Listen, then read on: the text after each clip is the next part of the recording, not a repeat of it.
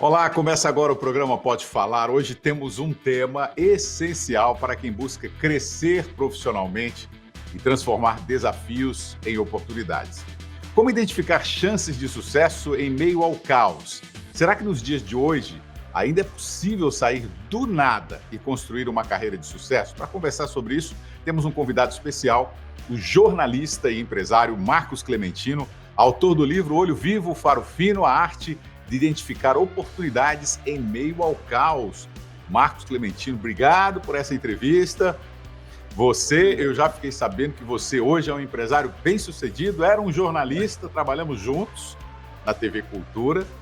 Nunca imaginei que o Marcos ia se transformar num grande empresário. Olá, William. Tudo bem com você? Obrigado pelo convite. E agradeço, né, o período que nós trabalhamos juntos. Então, essa minha veia empreendedora já é antiga desde pequeno, né? Mesmo na época que eu trabalhava, atuava como jornalista, então já trabalhava, respirava o empreendedorismo. Entendi. O que te inspirou para escrever esse livro, Marcos? Há uma experiência pessoal que marcou essa sua visão sobre oportunidades? Sim, a questão maior é de inspirar, né, contribuir com as pessoas do bairro que eu nasci, em especial no distrito Campo Limpo, Zona Sul de São Paulo, mais especificamente ali no Morro do Casarão, onde eu cresci, joguei bola. Eu vejo que tem muitos jovens lá que não acreditam que podem vencer na vida. Então, ainda existem aqueles estereótipos que um jovem de periferia só pode vencer sendo jogador de futebol ou sendo ali um cantor de funk. E a minha ideia é que as pessoas abram mais esse leque, que elas possam ser jornalistas, médicos, dentistas. Então, isso é muito possível, principalmente nos dias de hoje. Em relação a essa questão pessoal que marcou sim.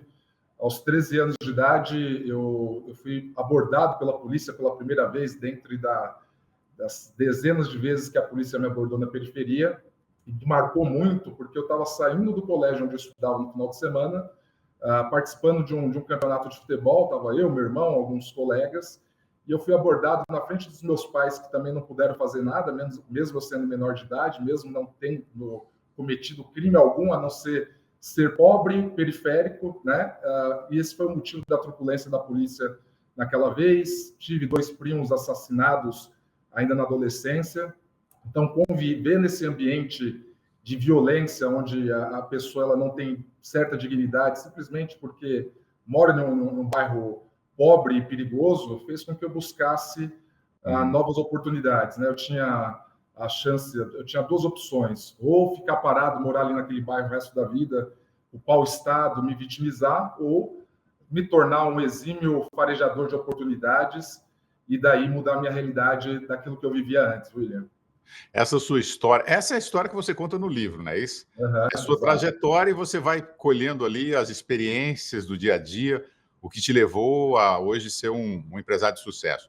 Isso que você está me falando acontece com milhares de pessoas, isso é uma coisa muito normal na periferia do Brasil, né? Onde você tem um confronto ali entre polícia, com os traficantes, mas aí envolve a comunidade que está próxima, então todo mundo paga pelo crime cometido por outros, né? A verdade é essa, né? E muita gente ali naquele momento percebe: o que eu vou fazer? Qual é a oportunidade que eu tenho de vida? E você conseguiu sair daquele núcleo ali violento e tentar uma coisa diferente. Mas isso não é para todo mundo, hein, Marcos? Não é para todo mundo, mas nem todo mundo quer, né, William? As pessoas perguntam: poxa, o que acontece que uma pessoa ela desiste no meio do caminho, outras persistem? Eu diria que depende do tamanho da dor e incômodo. Se realmente incomoda, se dói no dia a dia da pessoa, na vida, na qualidade de vida da pessoa, nos sonhos, essa pessoa automaticamente ela vai sair dali. Tem uma história que eu costumo contar de uma pessoa que parou na estrada, de um borracheiro, né? Foi trocar o pneu tinha furado. Chegou no borracheiro, viu um cachorro em cima de um pedaço de madeira que tinha um prego, uivando em cima dessa madeira. E aí o cliente ele ficou indignado com o dono da borracharia e falou: você não está vendo que o seu cachorro tá uivando, tá com dor. Não, você não vai fazer nada? Aí o dono da borracharia falou, se tivesse doendo tanto, ele já teria saído. E assim é com o ser humano. Se realmente estiver doendo, estiver fazendo aquela diferença de dor, a pessoa vai mudar. Às vezes as pessoas reclamam só para justificar o insucesso daquele momento. Não é porque realmente incomoda. As pessoas, às vezes, estão acomodadas com aquilo e está tranquilo. E se está tranquilo, nem todo mundo precisa ser protagonista, nem todo mundo precisa vencer, mas tem um caminho sim, William. Você é inquieto e a pessoa tem que ter uma certa inquietude, né? Você acredita que existe um padrão de comportamento comum entre aqueles que conseguem transformar dificuldades em sucesso? Você acha que há um padrão? Sim, tem um padrão, tem várias características, mas eu elenco uma que, na minha opinião, é a mais importante, é a obsessão, mas não a obsessão, a palavra obsessão na conotação negativa dela.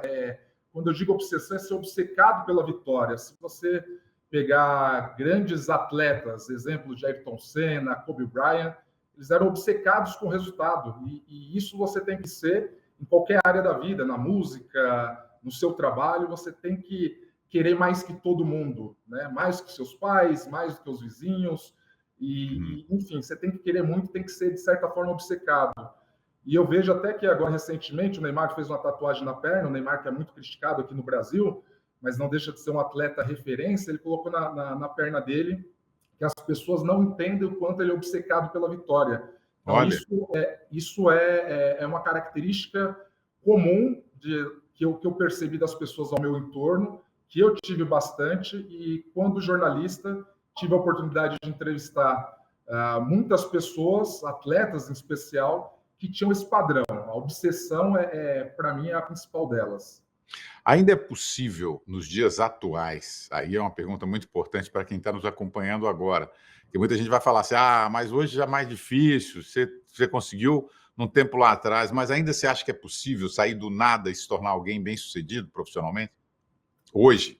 Sim, eu acho que hoje, inclusive, eu não gosto de ser saudosista, falando que na minha época era mais difícil ou coisa do tipo, mas eu vejo que hoje as possibilidades são muito maiores do que antigamente. Vou voltar no bairro em que eu nasci.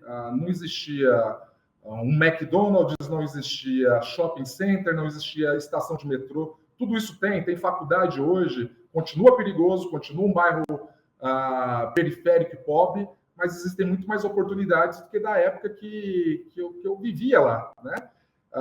E a questão do digital, ele ajudou bastante. Então, todo mundo tem o poder hoje de, a partir de um aparelho celular, mudar a sua realidade, seja para informação, seja para empreender. Isso facilitou bastante. O problema é que as pessoas têm a oportunidade de fazer isso, falar, não sei se eu vou empreender, é muito difícil, mas para olhar bobeira no Instagram, qualquer outra rede social, para ficar stalkeando a vida dos outros, as pessoas têm a mesma ferramenta, só que agem de forma completamente diferente daquilo que a aproximaria do sucesso, sabe, William? Ô, Marcos, mas você está me dizendo aí, então, que o mundo digital tem facilitado, então, o caminho para esse sucesso, né? Mas, ao mesmo tempo, tem um excesso de informação aí, né? E a concorrência se tornou maior com o mundo digital. Como é que você vai se diferenciar nesse mundo atual? É aquilo que você disse, focando no resultado, é isso? Eu diria assim, a falta de informação é um problema, o excesso também é um problema, mas entre essas duas questões, eu prefiro o excesso. Embora a gente esteja numa era de fake news, de muita informação sem qualidade, sem legitimidade, sem fonte ideal ali para a pessoa buscar, mas isso faz com que as pessoas também busquem fontes com qualidade, da onde está vindo aquele canal, quem que é o personagem que está emitindo aquela informação. Então, entre o excesso e a falta de informação, eu acho que o excesso contribui mais e vai da pessoa selecionar, ela começar a se dedicar para saber qual que é a informação que ela vai selecionar para a vida dela para ajudar. Né? Entre uma página de fofoca e algo que vai mudar a vida dessa pessoa, vai aumentar a sabedoria dela e conhecimento, ela tem que decidir por aquilo que realmente vai acrescentar, né? Ou vou ficar olhando violência, página de violência. Então, essas coisas vai acabar degradando mais ainda o ser humano e sempre vai ser uma opção. É o livre-arbítrio que a gente tanto discute já desde a época do Velho Testamento, né? As pessoas têm o livre-arbítrio até hoje, que é o poder de escolher. E esse poder de escolha vai mudar a realidade dessa pessoa. O Marcos, você era um jornalista, né? É ainda um jornalista, porque está na sua veia, né? Está circulando o sangue aí na sua veia do jornalismo. Você era um jornalista que chegou até ser correspondente internacional e tal, e de repente decide, porque no jornalismo dá para você ganhar um bom dinheiro se você for destaque. Aí, de repente, você decide mudar de área, né? E ir para uma área empresarial, uma área que não era a sua, que você nunca atuou, mas você acreditou e foi lá e conseguiu. Em que momento você sentiu que era hora de parar uma profissão ou parar um caminho que você estava e mudar de direção? Porque muita gente se depara com isso, né? Eu sempre fui isso, agora eu não estou me dando bem nessa situação, eu quero mudar. E aí, que momento você decidiu fazer isso? E por que te levou a mudar, né? No jornalismo, meu grande sonho era ser correspondente, era cobrir Copa do Mundo. Eu tive a felicidade de cobrir 2 Copas do Mundo, a de 2010 na África do Sul, a de 2014 aqui no Brasil. Tive uma Olimpíada, cobri zona de guerra na fronteira da Síria com a Turquia, fui até a faixa de Gaza. Então, como correspondente, eu acabei realizando, como jornalista em si, eu acabei realizando tudo aquilo que eu gostaria de fazer. E quando teve o atentado em Paris, que esse ano completa 10 anos, que o Estado Islâmico matou ali 130 pessoas, né, num ataque extremamente orquestrado e nunca visto na história, fez com que eu repensasse. Primeiro, eu já tinha feito de tudo, né? Me faltava dentro do jornalismo ser um diretor, um apresentador. Eu era um cara de rua. Eu não me via com requisitos ou qualidade para ser nem diretor, nem apresentador, e não tinha nem ambição também para isso. Quando eu estava em Paris, longe da minha família, fiquei 6 meses, meu filho tinha 2 anos na época, eu vi que o telejornalismo estava em declínio também por conta das redes sociais que vinha ganhando uma grande forma. Eu vi no mercado que eu tinha que mudar antes que o mercado me dispensasse, né? Vamos pensar assim. Então, foi uma questão pessoal e uma questão de profissão. Então, encerrou-se um ciclo, foi planejado. Eu não queria esperar um dia uma eventual demissão, fechar a porta de uma empresa que eu estaria trabalhando, para, junto com outros colegas, ter ali a concorrência para procurar algo. Então, eu já tinha trabalhado no mercado financeiro, não especificamente na modalidade de seguro, e eu percebi que era um mercado que estava bebendo água limpa e até hoje está.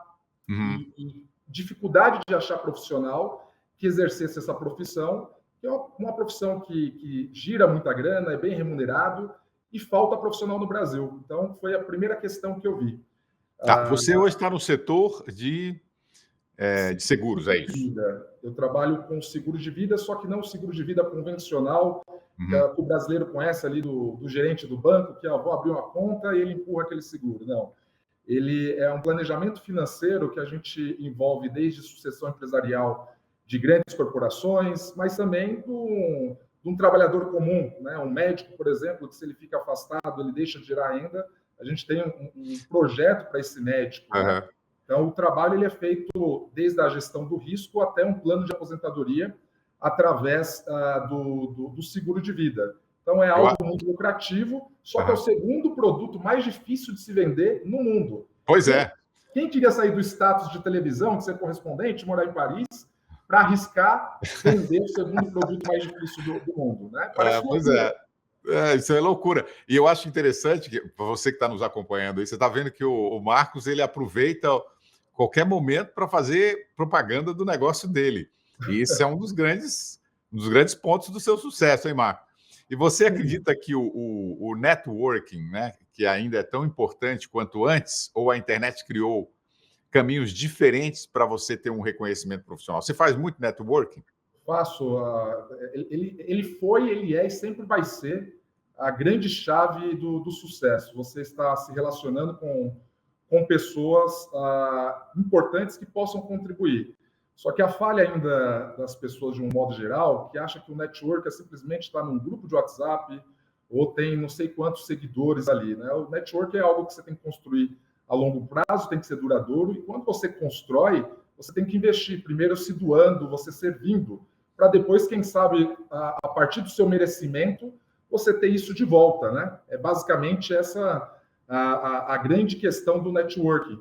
As pessoas têm uma relação muito superficial hoje em dia. Ela conhece outra no evento, um minuto depois já quer vender, já quer se aproveitar do poder de relacionamento daquela pessoa ou do network da outra pessoa. Então, a grande questão está na construção desse network saudável. Né? As conexões elas têm que ser valiosas e elas não são imediatas, são de longo prazo. E uma hora você está ajudando, outra hora a pessoa vai ajudar. E você acha que, porque você vende seguros, e você, aí nós vamos falar para todas as áreas, qual é o peso do pós-venda para quem tem um negócio? Primordial, você tem que estar acompanhando o cliente, seja qual área que você atue, sempre, porque o cliente ele percebe quando você é simpático, tem disponibilidade para vender, e se ele tem um problema depois, você ou delega para outra pessoa, terceiriza, ou não trata com aquela mesma energia que foi no momento da venda. Uhum. Então, isso não é bom só para o cliente, é bom para o seu próprio negócio, porque a grande virtude de você conseguir ter um negócio longevo é a recomendação, é você criar uma credibilidade com o seu cliente. Então, o cliente que você vende hoje e você não o trata bem, ele vai para a concorrência, ele vai te deixar, né? E se você acabou tratando bem, ele vai ser um cliente recorrente, ele vai comprar com você outras vezes e vai se tornar o seu principal propagandista, né? Ele vai fazer um marketing muito legal do seu negócio, sem você investir em tráfego pago, qualquer coisa do tipo. Então, o boca a boca ele funciona muito bem ainda em várias áreas. Então você investe em mídia digital, mas você não troca aquela ligaçãozinha, aquele telefonema para o cliente, é isso? De jeito nenhum. A gente vive uma época que todo mundo só fala por WhatsApp. Experimenta você hoje no seu negócio, pegar o telefone e ligar para a pessoa. A pessoa ela fica surpreendida e muito feliz ali com uma ligação, né? Está se perdendo muito a conexão humana, está muito robotizado o sistema de atendimento, de ligação. Ninguém aguenta mais aquele sistema de telemarketing, de ligar, apertar o 1, 5, 9, ficar rodando musiquinha e conversando com o robô. A inteligência artificial ela veio para contribuir, sim, mas ela não pode substituir o ser humano, e o ser humano ele não gosta de ser substituído pelo robô, né? Então, esse atendimento humanizado, de forma que você trate de forma muito pessoal, ela faz total diferença, William. Às vezes é bom todo mundo estar caminhando numa direção e a gente inverter os passos, né? Uhum. E caminhar no outro sentido para exatamente aproveitar a água limpa e criar novas oportunidades. É isso, né? Exato, exato. Como é que podemos treinar nosso olhar? Porque você percebeu o mercado e, é claro, você já trabalhou no mercado financeiro e falou, opa, mas eu vou para aquele mercado de seguros, né? Como é que podemos treinar o nosso olhar para identificar oportunidades que muitas vezes passam despercebidas? É clichê, mas é verdade aquela história do copo vazio, copo cheio, né? É para onde você olha. Seguro de vida, se você falar que vai vender seguro de vida e vai se tornar um corretor, é algo que não está status e a pessoa fala, poxa, vou falar de coisa que não me agrada, né? E eu não vou... Ninguém quer ser um corretor de seguros de fato. As pessoas preferem trabalhar onde? Na televisão, né? Se for comparar com o meu caso. Então, a oportunidade sempre está, William, em todas as áreas, naquilo que é essencial e que você não acha pessoas para fazer. Então, se você se torna especialista naquilo que ninguém quer fazer e é um trabalho essencial, você vai beber água limpa. Aí, voltando na época do jornalismo, o que me fez destacar, me tornar um correspondente internacional, porque eu fui visionário lá atrás de enxergar que as emissoras de televisão, no geral, as empresas de comunicação tinham problemas financeiros. Então, eu percebi que se eu fosse um profissional polivalente, que eu aprendesse a filmar, a questão de iluminação, nada disso fazia parte do leque de um repórter televisivo. E eu enxerguei isso lá atrás de saber fazer tudo, o trabalho de um cinegrafista, um trabalho de um iluminador. Então, ter essa polivalência, né, me fez me tornar único. E me tornando único fez com que eu tivesse oportunidades com outros colegas que eram mais experientes, que tinham mais bagagem como jornalista, acabaram perdendo essa oportunidade porque não enxergaram a parte empreendedora do negócio, só eram jornalistas, né? Então, eu, em todo o meu processo, eu via como empreendedor. Meu pai, ele é marceneiro e eu trabalhei muito tempo com ele. Meu pai me ensinava muito e sempre me ensinou o custo das coisas. Ele dava um imã para mim, outro imã para o meu irmão, quando a gente era pequeno, na garagem de casa, para recolher os pregos, né? Então, a gente saía brincando ali para recolher os pregos. Foi uma lição muito grande que eu tive. No final do dia, ele mandava desentortar esses pregos. Ele falava, sabe quanto custa essa quantidade de prego? Somado todos os dias que se desperdiça tudo? Então, eu tive essa cabeça de empreendedor. As pessoas vão no escritório, ela trabalha, é SLT, ela tem um trabalho da escola, alguma coisa pessoal, ela vai na impressora ali e ela vai e gasta, achando que o patrão tem dinheiro para as necessidades pessoais de cada um. Então, se você tiver essa cabeça de patrão, você muda o cenário, né? Não é você puxar saco da empresa que você trabalha. É o óbvio que geralmente as pessoas acabam não praticando.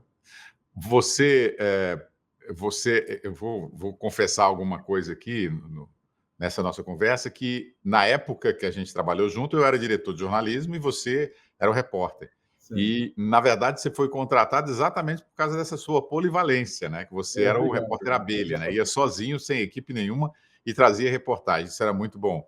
Realmente, eu presenciei isso. Vamos lá, vamos continuar então aqui falando do jornalismo, né? Daquela função que você teve. Você já testemunhou as pessoas, você já entrevistou muita gente, né? Que souberam transformar crises em oportunidades. Você poderia compartilhar algum caso específico aqui? Você lembra de algum? Caso específico de transformar crise em oportunidade? Que você viu alguém e falou, esse cara é diferente, por isso que ele está ali. Eu vou citar um caso do Nelson Andreatta.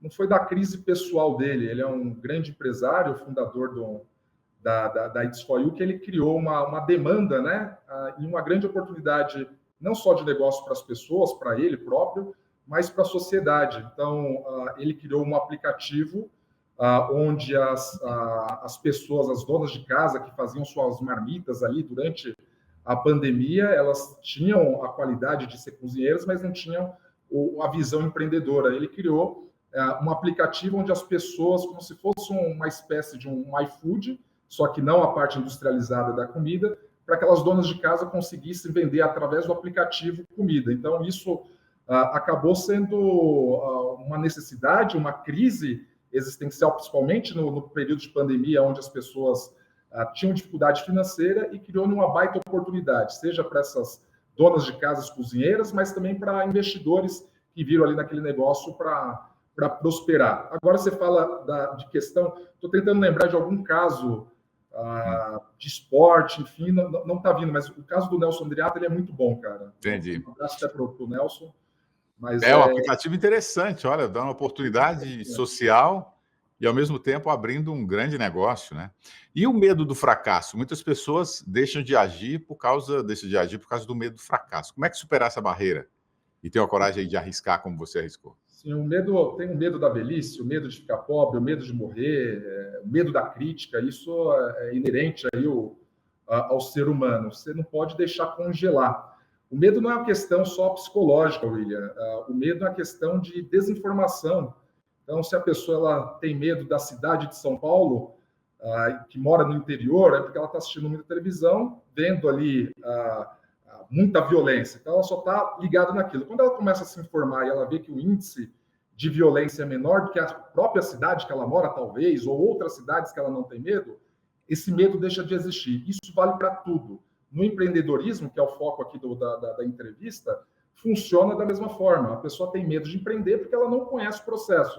Se ela entender o processo, voltando aqui para o meu negócio, eu sabia que para eu prosperar no meu negócio, eu tinha que quebrar a barreira dos 2 anos trabalhando, porque o maior turnover de profissionais que entram nesse negócio, diria que 80% dos profissionais, eles desistem até os 2 anos. Então, qual que era a minha informação para eu não ter medo de entrar nisso? Era entender o porquê eles saíam, por que eles desistiam e conseguir romper essa barreira. Então, quando eu consigo me munir dessa informação, o meu medo diminui. Então, o medo, basicamente, é uma ausência de informação. Tenho medo de entrar no mar e ser mordido por um tubarão. Quando a pessoa vê que naquela praia nem tubarão tem, ou que a quantidade de tubarões que acabam mordendo e atacando a pessoa ao redor de todo mundo é menor do que o passeio de carro que ela faz, ela não tem medo, ela entende que não tem necessidade de ter medo. É assim no empreendedorismo também.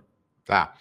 Você se considera um workaholic, aquele cara que trabalha o tempo inteiro e não deixa espaço para as questões pessoais, para a qualidade de vida, para estar com a família? Como é que você alia sucesso profissional e realização pessoal? Você acha que andam juntos?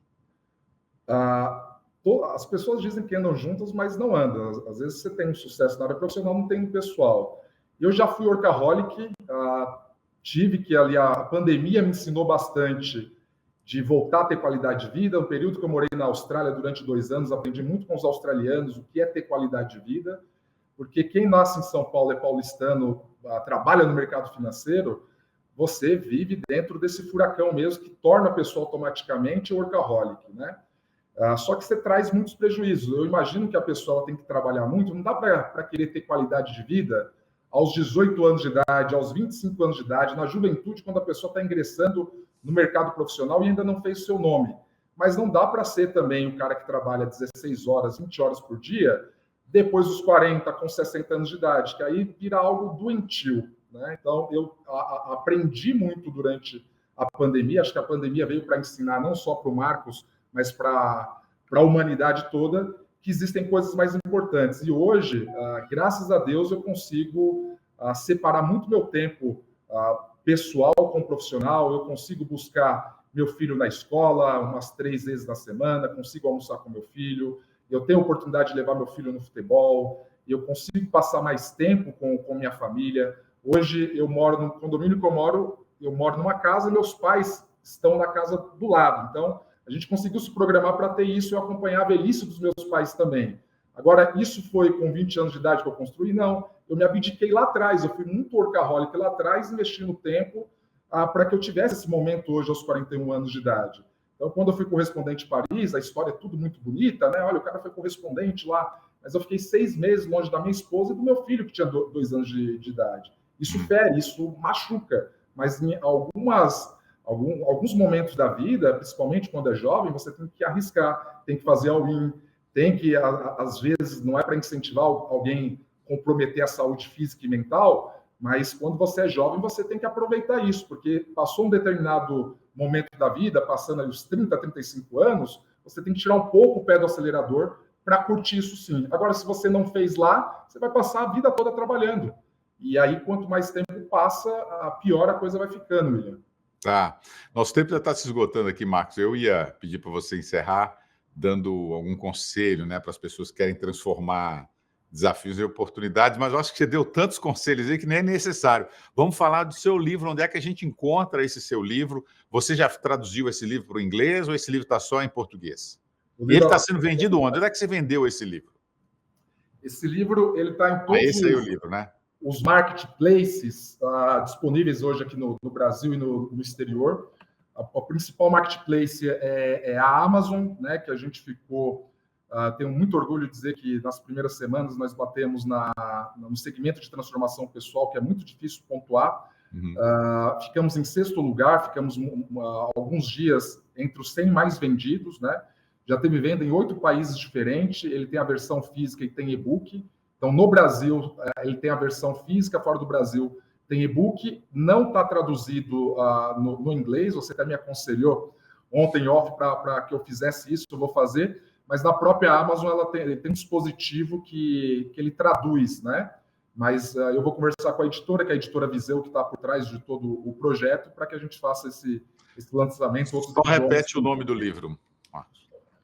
Olho Vivo, Faro Fino. Aí você mostra, ele fica invertido, sabe a imagem? Ele fica invertido? É.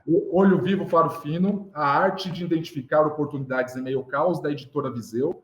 Tá. Foi lançado em janeiro, né? E, assim, é um livro bacana, que ele conta aí a história de um ex-vendedor de picolé, porque aos 11 anos de idade eu vendi picolé lá no Campo Limpo, que eu brinco com o jardim, mão na cabeça, né? Que a polícia parava, mão na cabeça.